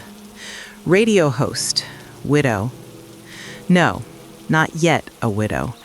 Husband still alive, technically, if you can call life what's happening to Tom now. I heard his last broadcast, an hour ago. Spoke in whisper, haltingly, with enormous effort. Couldn't make out half the words. Didn't understand half. Speech confused, incoherent, jumping from topic to topic. But got the gist. He was saying goodbye, asking forgiveness, saying he loves. At the end, he called me my light. That's what he called me in our first year together. I forgot about it. But he remembered. Somewhere in the falling apart brain, among chaos and fog, among animal instincts and lost memories, that detail remained. My light. I cried listening. Sobbed in the empty studio, covering my mouth with my hands so as not to make a sound. Because the microphone was on. Because the city was listening. Because I gave my word to hold on until the end. For 13 days I was silent. Didn't forgive, didn't respond to his pleas, didn't say a single warm word. Was punishing for cheating, for lies, for betrayal. Wanted him to suffer. Wanted him to die knowing I hate him. It worked. He suffered. Every day, went on air, begged, explained, cried, and I was silent, cold, cruel. Fair in my cruelty. He destroyed 20 years and 3 months of lies. I destroyed his last 2 weeks with silence. We're even. Only now, when he can no longer hear, when speech is almost gone and mind is falling apart, now I understand. Understand we're not even, that I lost more than he did, because he has no time left to regrets, and I have a whole lifetime. He'll die tomorrow. Will be shot at dawn along with thousands of others. They notified me, officially, as next of kin. 6 a.m., military operation. Quick, efficient, humane. 1 bullet to the head, a second of pain, and it's over. Mercy, they say. Relief from suffering. Maybe they're right. Maybe it really is mercy. But it feels like I'm killing him twice. First with silence, then with consent to the cleansing. Yes, I signed the document. They asked relatives, do they agree? I agreed. Put my signature. Gave permission to kill my husband. Because the alternative is worse. Because I saw photos of the transformed. Saw what they become. Saw empty black eyes, bloody lips, distorted faces. That's not Tom. That's something wearing his body. And it's better to kill this something while it hasn't completely erased all traces of the man I loved. Loved. Past tense. Because you can't love someone who's not there. Can't love a memory. Can't love a ghost. But I loved. 20 years I loved this man. Woke up beside him, fell asleep hearing his breathing, made coffee knowing he likes 2 spoons of sugar, ironed shirts, kissed the top of his head, argued about scattered socks, built life around him, and yes, was angry, hated for the affair, wanted to cause pain. But under the hatred was love. Always was. Otherwise it wouldn't hurt so much. Tom, if you're somewhere hearing these words, if in what's left of you a piece of consciousness still lives, know I forgive you. Forgive for cheating, for lies, for pain. Forgive because I love. Loved, love. Hell, don't know which tense is right. Forgive me for silence, for cruelty, for not telling you sooner. I'm still yours, still love, still remember us, real, happy, whole. Tomorrow at 6 a.m., I'll be sitting here in the studio. We'll look at the clock, we'll know the exact second when you're gone, and we'll whisper into the void, "Goodbye, my husband. Goodbye, my love. Goodbye, my light." Because you were my light too. 20 years you illuminated my life. 3 months of darkness don't cancel 20 years of light. Sleep peacefully, Tom. I'll remember you. Not the monster you became. The man you were. Goodbye.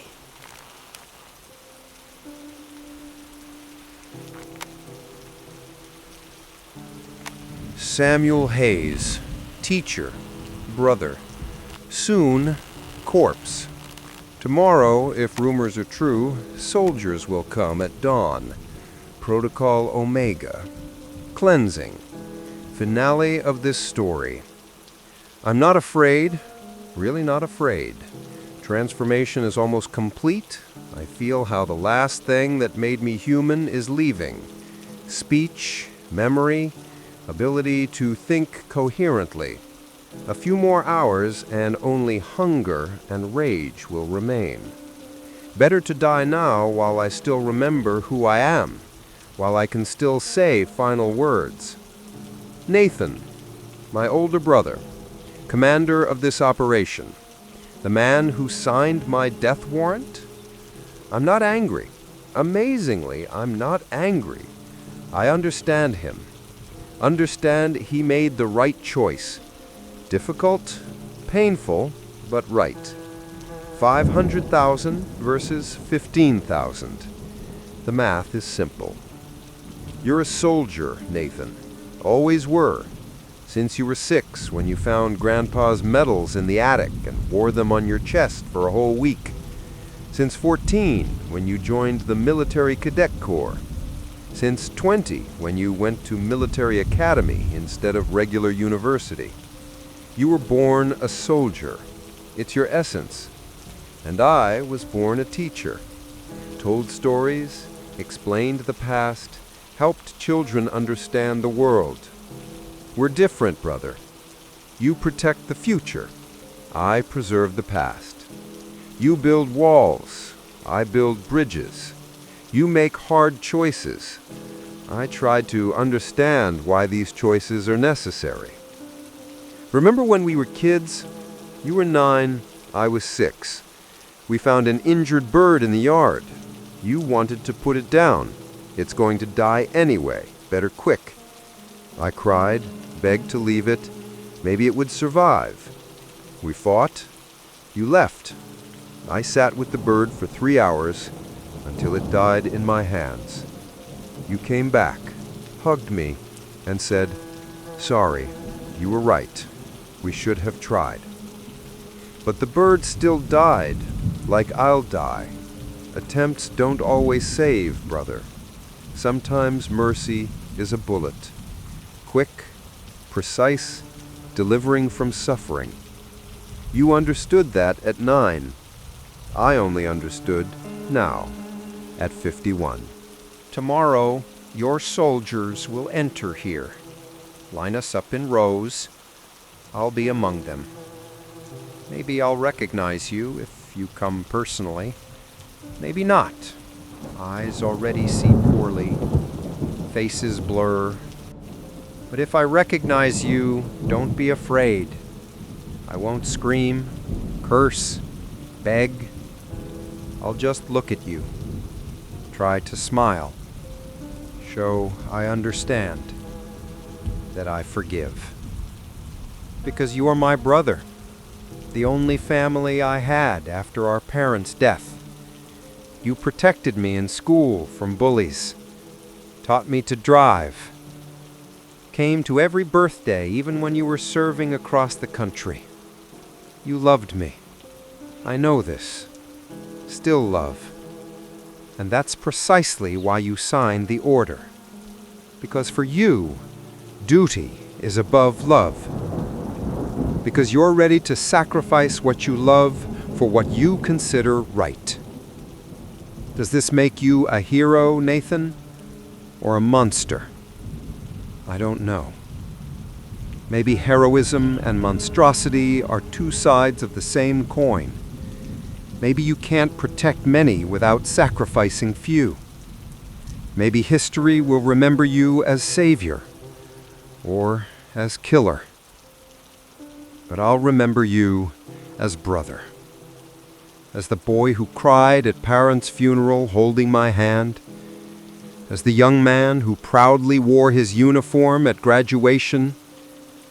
As the man who always did what he thought was necessary, even when it broke his heart. Live long, Nathan. Live and remember me. Not the monster I became, the human I was, the brother who loved you, who understood you, who forgave you even before you did what needs forgiving. And when at night you wake up remembering this operation, remembering my face among thousands of others, know, I would have done the same in your place. I would have signed that order. I would have killed you if it saved 500,000 lives. Because we're brothers, Nathan. And you taught me to understand that sometimes love requires sacrifice, even such. Goodbye, brother. See you in the afterlife. I'll get there first. Prepare a place for both of us.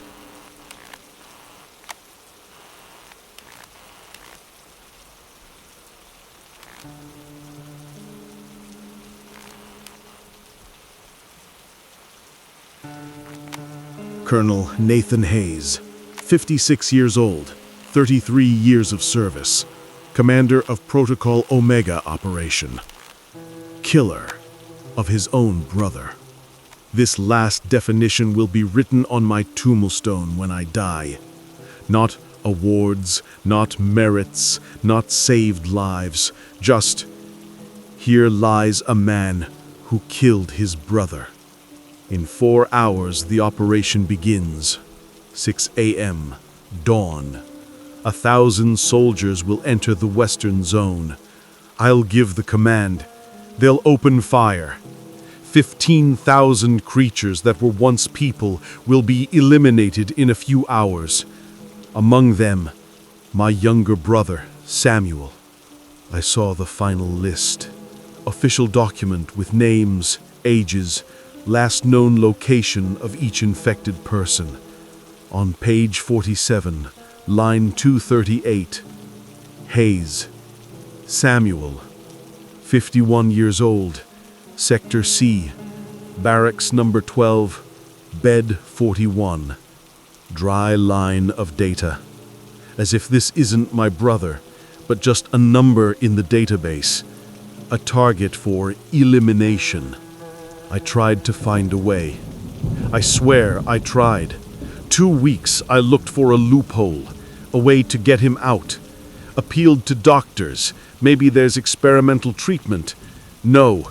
To scientists. Maybe we can isolate him separately. Observe. Too dangerous. To command. Maybe make an exception for one person. Denied.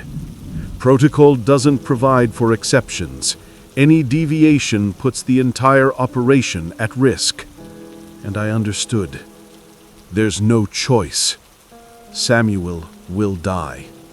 The only question is whether I'll die with him. Morally. Spiritually. As a human. Yesterday, I called my wife. Ex-wife.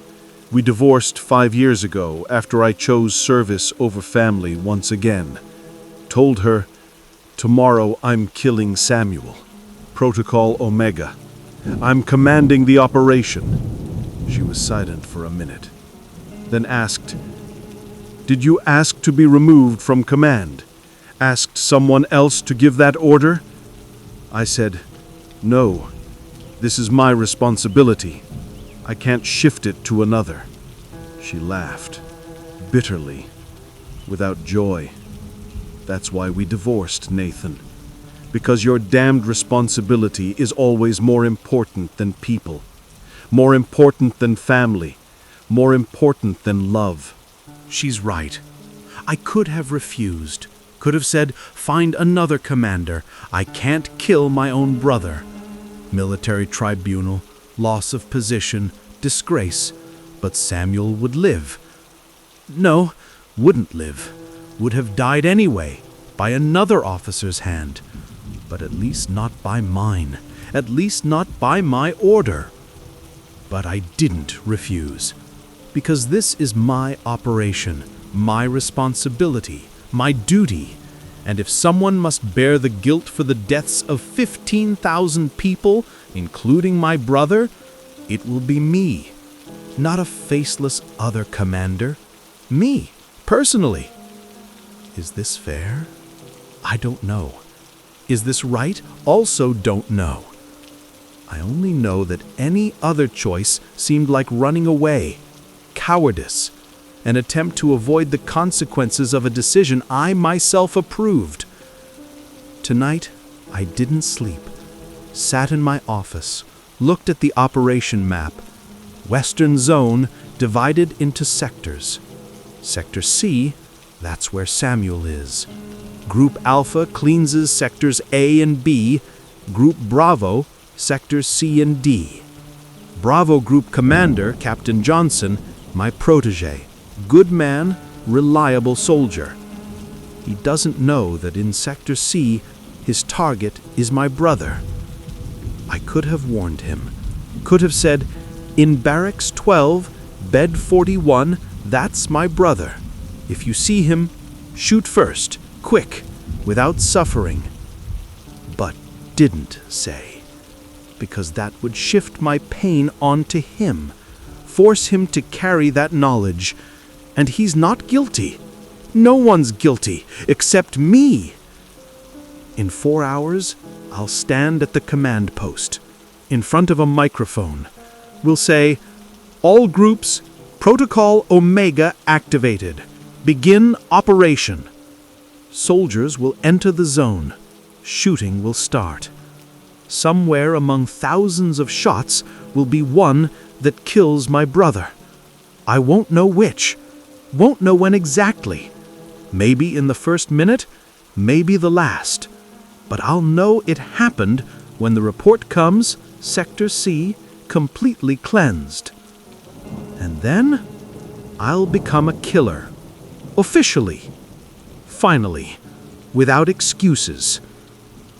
Samuel, if your soul is somewhere hearing me, forgive me. I don't deserve forgiveness. I chose duty over family, right over human, many over one. And this is killing me inside harder than any bullet. But I'll do it. Give the order. Kill you. Because that's my choice. That's my cross. And I'll carry it until death.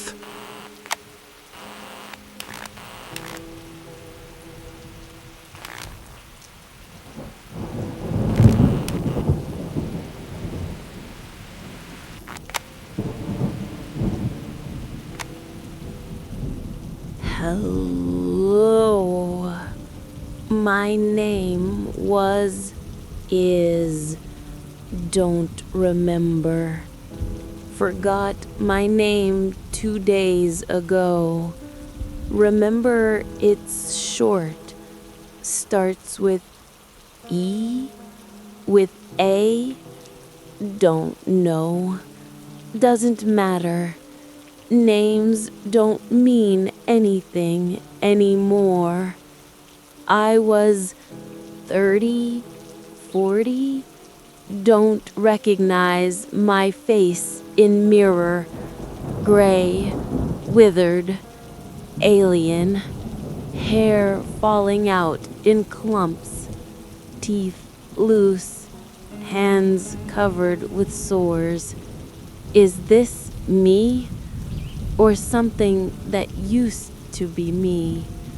Speaking is hard, very hard. Throat full of blood, tongue swollen, every word pain, but want to say one last time, while I still can, while I still remember why words are needed. Morning they'll come to kill, heard rumors, soldiers, protocol, cleansing. They'll kill us, all right. We're dangerous, we're monsters, we must die. I agree, want to die, don't want to be this creature anymore. Don't want to feel hunger gnawing inside. Don't want to see dreams about blood and meat. Don't want to wake with alien thoughts in head, animal thoughts. But before death, want someone to know, someone to remember. We were people, real people, with names, with families, with lives. Someone loved us. Someone waited at home. Someone remembers our faces, not these, distorted, scary, but those from before, human. I had someone, husband, son, image blurry, light hair, smile, voice says, I love you. Don't remember face, don't remember name, but remember feeling, warmth, love, something important, something worth living for. Now it's gone, only this body left, decomposing, hungry, angry. I tried to resist, swear I tried. When hunger started, didn't eat 3 days, drank water, thought it would pass, didn't pass, only got worse. Stomach twisted, head rang, red veil before eyes. On 4th day, attacked a person, didn't want to, body moved by itself, teeth sank, taste of blood, horror and relief at same time, was pulled off, tied up. I screamed, asked them to kill. No one killed. Said, wait, soon they'll kill everyone. So I waited. Morning they'll come, stand us by wall, shoot, quick. No pain, they promise. Mercy, deliverance. Want to ask if someone's listening.